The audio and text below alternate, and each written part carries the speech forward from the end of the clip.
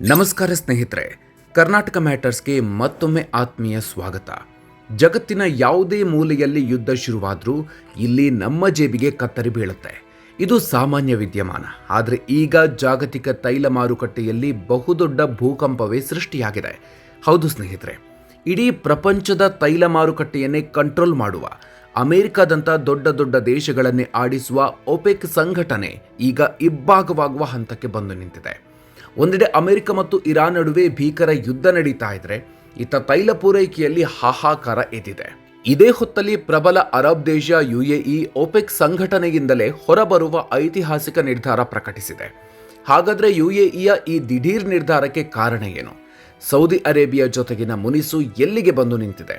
ಈ ಬೆಳವಣಿಗೆಯಿಂದ ಅಮೆರಿಕ ಅಧ್ಯಕ್ಷ ಡೊನಾಲ್ಡ್ ಟ್ರಂಪ್ಗೆ ಯಾಕಿಷ್ಟು ಖುಷಿಯಾಗಿದೆ? ಮತ್ತು ಅತಿ ಮುಖ್ಯವಾಗಿ $105 ದಾಟಿದ ಕಚ್ಚಾ ತೈಲದ ಬೆಲೆಯಿಂದ ಸಾಮಾನ್ಯ ಜನರ ಮೇಲಾಗುವ ಘೋರ ಪರಿಣಾಮಗಳೇನು? ಬನ್ನಿ ಇವತ್ತಿನ ವಿಡಿಯೋದಲ್ಲಿ ಇದೆಲ್ಲದರ ಕಂಪ್ಲೀಟ್ ಡೀಟೇಲ್ಸ್ ನೋಡೋಣ. ಅದಕ್ಕೂ ಮೊದಲು ನೀವಿನ್ನೂ ನಮ್ಮ ಕರ್ನಾಟಕ ಮ್ಯಾಟರ್ಸ್ ಯೂಟ್ಯೂಬ್ ಚಾನಲ್ಗೆ ಸಬ್ಸ್ಕ್ರೈಬ್ ಆಗಿಲ್ಲ ಅಂದರೆ ಈಗಲೇ ಸಬ್ಸ್ಕ್ರೈಬ್ ಆಗಿ, ಹಾಗೆ ಪಕ್ಕದಲ್ಲೇ ಇರೋ ಬೆಲ್ ಐಕಾನ್ ಪ್ರೆಸ್ ಮಾಡಿ. ಯುಎಇಯ ದಿಢೀರ್ ನಿರ್ಧಾರ ಒಪೆಕ್ಗೆ ಬಿಗ್ ಶಾಕ್. ಸ್ನೇಹಿತರೆ, ಇಡೀ ಪ್ರಪಂಚದ ಆರ್ಥಿಕತೆಯನ್ನೇ ನಡುಗಿಸುವಂತ ಸುದ್ದಿಯೊಂದನ್ನು ಯುಎಇ ಸರ್ಕಾರ ಹೊರಹಾಕಿದೆ. ಮುಂಬರುವ ಮೇ 1ರಿಂದ ಯುಎಇ ತೈಲ ರಫ್ತುದಾರರ ಸಂಘಟನೆಯಾದ ಒಪೆಕ್ ಮತ್ತು ಒಪೆಕ್ ಪ್ಲಸ್ನಿಂದ ಅಧಿಕೃತವಾಗಿ ಹೊರಬರ್ತಾ ಇದೆ. ಯುಎಇಗೆ ಮೊದಲಿನಿಂದಲೂ ಒಪೆಕ್ ಮೇಲೆ ಒಂದು ದೊಡ್ಡ ಅಸಮಾಧಾನ ಇತ್ತು. ನಮ್ಮಲ್ಲಿ ಸಾಕಷ್ಟು ತೈಲ ಉತ್ಪಾದನೆ ಮಾಡುವ ಸಾಮರ್ಥ್ಯ ಇದ್ರೂ ಒಪೆಕ್ ಹೇರಿರುವ ಕೋಟಾದಿಂದಾಗಿ ನಮಗೆ ಬೇಕಾದಷ್ಟು ತೈಲವನ್ನು ರಫ್ತು ಮಾಡಲು ಆಗ್ತಿಲ್ಲ ಅನ್ನೋದು ಯುಎಇಯ ದೂರು. ಇದೀಗ ತಮ್ಮ ದೇಶದ ಆರ್ಥಿಕತೆ ಮತ್ತು ಭವಿಷ್ಯದ ದೃಷ್ಟಿಯಿಂದ ಈ ನಿರ್ಧಾರ ಕೈಗೊಂಡಿರೋದಾಗಿ ಯುಎಇ ಹೇಳಿದೆ. ಈ ಬಗ್ಗೆ ಸೋಷಿಯಲ್ ಮೀಡಿಯಾದಲ್ಲಿ ಪೋಸ್ಟ್ ಮಾಡಿರುವ ಯುಎಇಯ ಇಂಧನ ಸಚಿವ ಸೊಹೈಲ್ ಅಲ್ ಮಜ್ರೂಯಿ, ಒಪೆಕ್ ಜೊತೆಗಿನ ದಶಕಗಳ ಸಹಕಾರಕ್ಕೆ ಧನ್ಯವಾದಗಳು. ಆದರೆ ಮುಂದಿನ ದಿನಗಳಲ್ಲಿ ನಾವು ಮಾರುಕಟ್ಟೆಯ ಬೇಡಿಕೆಗೆ ತಕ್ಕಂತೆ ನಮ್ಮದೇ ಆದ ರೀತಿಯಲ್ಲಿ ತೈಲ ಉತ್ಪಾದನೆ ಮತ್ತು ಪೂರೈಕೆ ಮಾಡಲಿದ್ದೀವಿ ಅಂತ ಸ್ಪಷ್ಟಪಡಿಸಿದ್ದಾರೆ. ಅಸಲಿ ಕಾರಣ ಏನು? ಏನಿದು ಸೌದಿ ಅರೇಬಿಯಾ ಜೊತೆಗಿನ ಮುನಿಸು? ಸ್ನೇಹಿತರೆ, ಯುಎಇ ಒಪೆಕ್ನಿಂದ ಹೊರಬರಲು ಕೇವಲ ತೈಲ ಉತ್ಪಾದನೆಯ ಕೋಟಾ ಮಾತ್ರ ಕಾರಣ ಅಲ್ಲ. ಇದರ ಹಿಂದೆ ಒಂದು ದೊಡ್ಡ ಜಿಯೋಪಾಲಿಟಿಕ್ಸ್ ಅಡಗಿದೆ. ಒಪೆಕ್ನ ಅಘೋಷಿತ ನಾಯಕನಾಗಿರುವ ಸೌದಿ ಅರೇಬಿಯಾ ಮತ್ತು ಯುಎಇ ನಡುವಿನ ಶೀತಲ ಸಮರವೇ ಈ ಸ್ಫೋಟಕ್ಕೆ ಅಸಲಿ ಕಾರಣ. ಮುಖ್ಯವಾಗಿ ಯೆಮೆನ್ ಸಂಘರ್ಷದಲ್ಲಿ ಇರಾನ್ ಬೆಂಬಲಿತ ಹೌತಿ ಬಂಡುಕೋರರ ವಿಚಾರವಾಗಿ ಯುಎಇ ಮತ್ತು ಸೌದಿ ಅರೇಬಿಯಾ ನಡುವೆ ಭಿನ್ನಾಭಿಪ್ರಾಯಗಳಿವೆ. ಯುಎಇ ಅಧ್ಯಕ್ಷರ ರಾಜತಾಂತ್ರಿಕ ಸಲಹೆಗಾರ ಅನ್ವರ್ ಗರ್ಗಾಶ್ ಇತ್ತೀಚೆಗೆ ನೀಡಿರುವ ಹೇಳಿಕೆಯಲ್ಲಿ ಇರಾನ್ ದಾಳಿಗಳ ವಿರುದ್ಧ ಅರಬ್ ಮತ್ತು ಗಲ್ಫ್ ರಾಷ್ಟ್ರಗಳ ಬೆಂಬಲ ತೀರಾ ಕಳಪೆಯಾಗಿತ್ತು. ಅವರು ಲಾಜಿಸ್ಟಿಕ್ ಬೆಂಬಲ ನೀಡಿದ್ರು, ರಾಜಕೀಯ ಮತ್ತು ಸೇನಾ ಬೆಂಬಲ ನೀಡುವಲ್ಲಿ ಹಿಂದೆ ಬಿದ್ದಿದ್ದಾರೆ ಅಂತ ಓಪನ್ ಆಗಿಯೇ ಅಸಮಾಧಾನ ಹೊರಹಾಕಿದ್ರು.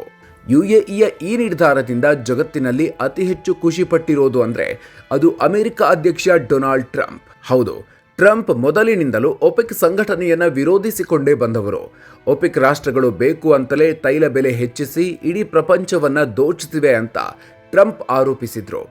ಅಮೆರಿಕ ಗಲ್ಫ್ ರಾಷ್ಟ್ರಗಳಿಗೆ ಸೇನಾ ಭದ್ರತೆ ನೀಡಿದ್ರೆ, ಪ್ರತಿಯಾಗಿ ಅವರು ಕಚ್ಚಾ ತೈಲದ ಬೆಲೆಯನ್ನು ಏರಿಸಿ ಅಮೆರಿಕಕ್ಕೆ ಪೆಟ್ಟು ಕೊಡ್ತಿದೆ ಅನ್ನೋದು ಟ್ರಂಪ್ ವಾದ ಆಗಿತ್ತು.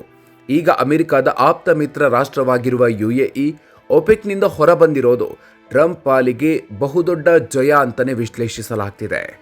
$105 ದಾಟಿದ ಕಚ್ಚಾ ತೈಲ, ಷೇರುಪೇಟೆಯಲ್ಲಿ ನಡುಕ. ಸ್ನೇಹಿತರೆ, ಈ ಎಲ್ಲ ರಾಜಕೀಯ ಮೇಲಾಟಗಳ ನಡುವೆ ಅಮೆರಿಕ, ಇಸ್ರೇಲ್ ಮತ್ತು ಇರಾನ್ ನಡುವಿನ ಯುದ್ಧ ಜಾಗತಿಕ ಆರ್ಥಿಕತೆಗೆ ಬೆಂಕಿ ಹಚ್ಚಿದೆ. ಅಮೆರಿಕ ಮತ್ತು ಇರಾನ್ ನಡುವಿನ ಶಾಂತಿ ಮಾತುಕತೆಗಳು ಸಂಪೂರ್ಣವಾಗಿ ಮುರಿದು ಬಿದ್ದಿವೆ. ಜಗತ್ತಿನ 20% ತೈಲ ಸಾಗಣೆಯಾಗುವ ಇರಾನ್ ಮತ್ತು ಒಮಾನ್ ನಡುವಿನ ಹೊರ್ಮುಜ್ ಜಲಸಂಧಿ ಈಗಲೂ ಬಂದಾಗಿದೆ. ಇದರ ಪರಿಣಾಮ ಕೇವಲ ಒಂದೇ ವಾರದಲ್ಲಿ ಕಚ್ಚಾ ತೈಲದ ಬೆಲೆ ಬ್ಯಾರಲ್ಗೆ ಬರೋಬ್ಬರಿ $10 ಹೆಚ್ಚಾಗಿದ್ದು, ಬ್ರೆಂಟ್ ಕ್ರೂಡ್ ಆಯಿಲ್ ಬೆಲೆ $105 ಗಡಿ ದಾಟಿತ್ತು. ಆದರೆ ಯುಎಇ ಒಪೆಕ್ನಿಂದ ಹೊರಬರುವ ಸುದ್ದಿ ಹೊರಬೀಳ್ತಿದ್ದಂತೆ ಅದು $104ಗೆ ಕುಸಿದಿದ್ದು, ದರ ಸ್ವಲ್ಪ ಇಳಿಕೆಯಾಗಿದೆ. ಯುದ್ಧ ಶುರುವಾದಾಗಿನಿಂದ ಅಮೆರಿಕದಲ್ಲಿ ಪೆಟ್ರೋಲ್ ಬೆಲೆ $40 ಜಿಗಿದಿದ್ದು, ಪ್ರತಿ ಗ್ಯಾಲನ್ಗೆ $4.18 ತಲುಪಿದೆ. ಇನ್ನು ಡೀಸೆಲ್ ಬೆಲೆ $45 ಏರಿಕೆಯಾಗಿ $5.46 ಆಗಿದೆ. ಕಚ್ಚಾ ತೈಲದ ಬೆಲೆ ಏರಿಕೆಯ ಭೀತಿಯಿಂದಾಗಿ ಜಾಗತಿಕ ಷೇರುಪೇಟೆಗಳಲ್ಲಿ ನಡುಕ ಹುಟ್ಟಿದೆ. ಅಮೆರಿಕದ ಫೆಡರಲ್ ರಿಸರ್ವ್ ಬಡ್ಡಿದರ ನಿರ್ಧಾರ ಮತ್ತು ಟೆಕ್ ಕಂಪನಿಗಳ ವರದಿಗಳಿಗಾಗಿ ಹೂಡಿಕೆದಾರರು ಕಾದು ಕೂತಿದ್ದಾರೆ. ಏಷ್ಯಾದ ಜಪಾನ್, ಕೊರಿಯಾ, ತೈವಾನ್ ಹಾಗೂ ಯುರೋಪಿನ ಮಾರುಕಟ್ಟೆಗಳು ಕೂಡ ಕುಸಿತ ಕಂಡಿವೆ. ಅಮೆರಿಕದ ಬಳಿ ಸಹಾಯ ಕೇಳ್ತಿದೆ ಶ್ರೀಮಂತ UAE. ಕಾರಣ ಏನು? ಇದೆಲ್ಲದರ ನಡುವೆ ಜಗತ್ತಿನ ಕಣ್ಣು ಕುಕ್ಕುವಂತ ಶ್ರೀಮಂತಿಕೆಯನ್ನು ಹೊಂದಿರುವ UAE ಈಗ ಆರ್ಥಿಕ ಬಿಕ್ಕಟ್ಟಿಗೆ ಸಿಲುಕಿದೆ. ಪರಿಸ್ಥಿತಿ ಹೇಗಿದೆ ಅಂದರೆ UAE ಈಗ ಅಮೆರಿಕದ ಬಳಿ ಕರೆನ್ಸಿ ಸ್ವ್ಯಾಪ್ ಲೈನ್ ಸೌಲಭ್ಯ ಕೇಳ್ತಾ ಇದೆ. ಅಂದರೆ UAE ತನ್ನ ಕರೆನ್ಸಿಯಾದ ದಿರ್ಹಾಮನ್ನು ಅಮೆರಿಕದ ಫೆಡರಲ್ ರಿಸರ್ವ್ಗೆ ಕೊಟ್ಟು ಬದಲಾಗಿ ಬಿಲಿಯನ್ ಗಟ್ಟಲೆ ಅಮೆರಿಕನ್ ಡಾಲರ್ಗಳನ್ನು ತಾತ್ಕಾಲಿಕವಾಗಿ ಪಡೆಯಲು ಮುಂದಾಗಿದೆ. ಸಾಮಾನ್ಯವಾಗಿ ಅರ್ಜೆಂಟೀನಾದಂಥ ಆರ್ಥಿಕವಾಗಿ ದಿವಾಳಿಯಾಗುತ್ತಿರುವ ರಾಷ್ಟ್ರಗಳಿಗೆ ಅಮೆರಿಕ ಈ ರೀತಿಯ ಕರೆನ್ಸಿ ಸ್ವ್ಯಾಪ್ ವ್ಯವಸ್ಥೆಯನ್ನ ಮಾಡಿಕೊಡುತ್ತೆ. ಆದರೆ ಒಂದು ಗಲ್ಫ್ ರಾಷ್ಟ್ರ ಈ ರೀತಿ ಅಮೆರಿಕದ ಬಳಿ ನಮಗೆ ಡಾಲರ್ ಕೊಡಿ ಅಂತ ಕೇಳಿರೋದು ಇತಿಹಾಸದಲ್ಲೇ ಇದೇ ಮೊದಲು. ಇದಕ್ಕೆ ಮುಖ್ಯ ಕಾರಣ ಯುದ್ಧದಿಂದಾಗಿ ಸಂಪೂರ್ಣ ಬಂದ್ ಆಗಿರುವ ತೈಲ ಪೂರೈಕೆ. ಗಲ್ಫ್ ರಾಷ್ಟ್ರಗಳ ಇಡೀ ಆರ್ಥಿಕತೆ ನಿಂತಿರೋದೇ ಪೆಟ್ರೋಲ್ ಮೇಲೆ. ಪೆಟ್ರೋಲ್ ಎಕ್ಸ್ಪೋರ್ಟ್ ಆಗ್ತಿಲ್ಲ ಅಂದರೆ ಅಲ್ಲಿಗೆ ಡಾಲರ್ ಬರೋದು ನಿಂತು ಹೋಗುತ್ತೆ. ಈಗಾಗಲೇ UAE ತನ್ನ ಬಳಿಯಿದ್ದ ಬರೋಬ್ಬರಿ $120 ಬಿಲಿಯನ್ ರಿಸರ್ವ್ ಹಣವನ್ನು ಕಳ್ಕೊಂಡಿದೆ. UAE ಬಳಿ ಆಸ್ತಿ ಇದ್ರೂ ತುರ್ತಾಗಿ ವ್ಯವಹಾರ ಮಾಡೋದಕ್ಕೆ ಲಿಕ್ವಿಡ್ ಕ್ಯಾಶ್ ಅಂದರೆ ಡಾಲರ್ ಇಲ್ಲದೆ ಒದ್ದಾಡ್ತಾ ಇದೆ. ಅಮೆರಿಕಾಗೆ UAEಯಿಂದ ಚೀನಾ ಬ್ಲ್ಯಾಕ್ ಮೇಲ್. ಇದಲ್ಲದೆ ಅಮೆರಿಕಾಗೆ UAE ನೇರವಾಗಿ ಎಚ್ಚರಿಕೆ ಕೊಟ್ಟಿದೆ. ಈ ಯುದ್ಧ ಶುರು ಮಾಡಿದ್ದೇ ನೀವು, ನಮಗೆ ಈ ಯುದ್ಧವೇ ಬೇಕಿರಲಿಲ್ಲ. ಇದರಿಂದಾಗಿ ನಾವು ಡಾಲರ್ ಇಲ್ಲದೆ ಪರದಾಡುವಂತಾಗಿದೆ. ನೀವು ನಮಗೆ ಡಾಲರ್ ಸಹಾಯ ಮಾಡಿಲ್ಲ ಅಂದರೆ ನಾವು ಅನಿವಾರ್ಯವಾಗಿ ಅಮೆರಿಕನ್ ಡಾಲರನ್ನು ಬಿಟ್ಟು ಚೀನಾ ಕರೆನ್ಸಿಯಾದ ಯುವಾನ್ ಮೂಲಕ ವ್ಯಾಪಾರ ಶುರು ಮಾಡಬೇಕಾಗತ್ತೆ ಅಂತ UAE ಬ್ಲ್ಯಾಕ್ ಮೇಲ್ ಮಾಡ್ತಿದೆ. ಒಂದೊಮ್ಮೆ ಗಲ್ಫ್ ರಾಷ್ಟ್ರಗಳು ಡಾಲರ್ ಬಿಟ್ಟು ಚೀನಾ ಕರೆನ್ಸಿ ಬಳಸೋದಕ್ಕೆ ಶುರು ಮಾಡಿದರೆ ಅಮೆರಿಕದ ಡಾಲರ್ ಮೌಲ್ಯ ಪಾತಾಳಕ್ಕೆ ಕುಸಿಯುತ್ತೆ. ಡಾಲರ್ ಮೇಲಿನ ಅಮೆರಿಕದ ದರ್ಪವೇ ಮುರಿದು ಹೋಗುತ್ತೆ. ಇದೇ ಕಾರಣಕ್ಕೆ ಅಮೆರಿಕದ ಖಜಾನೆ ಕಾರ್ಯದರ್ಶಿ ಸ್ಕಾಟ್ ಬೆಸೆಂಟ್ UAEಗೆ ಕರೆನ್ಸಿ ಸ್ವ್ಯಾಪ್ ಮೂಲಕ ಡಾಲರ್ ನೀಡೋದು ಅನಿವಾರ್ಯ ಅಂತ ಹೇಳಿದ್ದಾರೆ. ದೇಶಗಳಿಗೆ ನಷ್ಟ, ತೈಲ ಕಂಪನಿಗಳಿಗೆ ಭರ್ಜರಿ ಲಾಭ. ಒಂದೆಡೆ ಯುದ್ಧದಿಂದಾಗಿ ಜನಸಾಮಾನ್ಯರು ಪೆಟ್ರೋಲ್, ಡೀಸೆಲ್ ಬೆಲೆ ಕಟ್ಟಲಾಗದೆ ಪರದಾಡ್ತಿದ್ರೆ, ಇನ್ನೊಂದೆಡೆ ಬೃಹತ್ ತೈಲ ಕಂಪನಿಗಳು ಮಾತ್ರ ಭರ್ಜರಿ ಲಾಭ ಮಾಡಿಕೊಳ್ತಾ ಇವೆ. ಉದಾಹರಣೆಗೆ ಬ್ರಿಟನ್ನ ದೈತ್ಯ ತೈಲ ಕಂಪನಿ BP ತನ್ನ ಮೊದಲ ತ್ರೈಮಾಸಿಕದಲ್ಲಿ ಬರೋಬ್ಬರಿ $3 ಬಿಲಿಯನ್ ಅಂದರೆ ಸುಮಾರು 25,000 ಕೋಟಿ ರೂಪಾಯಿ ಲಾಭ ಗಳಿಸಿದೆ. ಕಂಪನಿಯ CEO ಮೆಗ್ ಓನೀಲ್ ಹೇಳುವಂತೆ ಈ ಯುದ್ಧ ಮತ್ತು ಬಿಕ್ಕಟ್ಟಿನ ಪರಿಸ್ಥಿತಿ ತೈಲ ಕಂಪನಿಗಳಿಗೆ ಅಸಾಧಾರಣ ಲಾಭ ತಂದುಕೊಟ್ಟಿದೆ. ಒಟ್ಟಿನಲ್ಲಿ ಸ್ನೇಹಿತರೆ, ಜಾಗತಿಕ ಮಟ್ಟದಲ್ಲಿ ನಡೀತಾ ಇರುವ ಈ ತೈಲ ರಾಜಕಾರಣ, ಯುದ್ಧ ಮತ್ತು ಒಪೆಕ್ ಈ ಭಾಗದ ನೇರ ಎಫೆಕ್ಟ್ ಮುಂಬರುವ ದಿನಗಳಲ್ಲಿ ನಿಮ್ಮೆಲ್ಲರ ಜೇಬಿಗೆ ಬೀಳೋದು ಗ್ಯಾರಂಟಿ.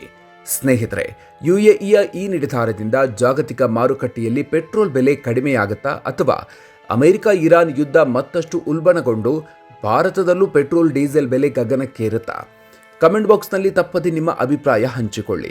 ಈ ಇನ್ಫಾರ್ಮೇಟಿವ್ ವಿಡಿಯೋ ನಿಮಗೆ ಇಷ್ಟ ಆಗಿದ್ರೆ ಈಗಲೇ ಲೈಕ್ ಮಾಡಿ ಹಾಗೂ ಪ್ರತಿಯೊಬ್ಬರಿಗೂ ವಾಟ್ಸಪ್ನಲ್ಲಿ ಶೇರ್ ಮಾಡಿ.